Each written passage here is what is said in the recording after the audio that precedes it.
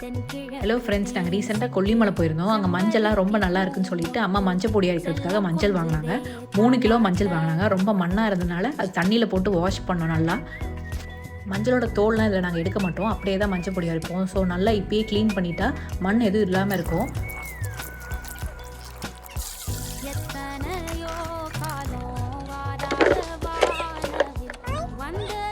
சித்தி பொண்ணு ஸ்னேகா அக்காலாம் வந்து ஊர்லேருந்து வந்திருந்தாங்க. அதனால் நாங்கள் எல்லோரும் சேர்ந்து கட் பண்ணுறப்போ ரொம்ப ஜாலியாகவும் இருந்தது.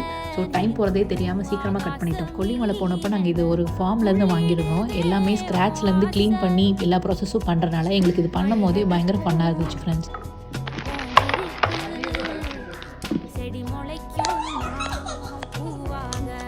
வெயிலில் காய வச்சு நாங்கள் அரைக்கிறனால ரொம்ப குட்டி குட்டி பீசஸாக கட் பண்ணி வெயிலில் காய வச்சுட்டோம். நாங்கள் மொத்தமாக 3 கிலோ வாங்கியிருந்தோம். 3 கிலோ வெயிலில் காய வச்சதுக்கப்புறம் எங்களுக்கு 3/4 கிலோ தான் கிடச்சிது. இந்த மாதிரி டெய்லி வ்ளாக்ஸ் பார்க்கணுன்னா மறக்காமல் சப்ஸ்கிரைப் பண்ணுங்கள் ஃப்ரெண்ட்ஸ்.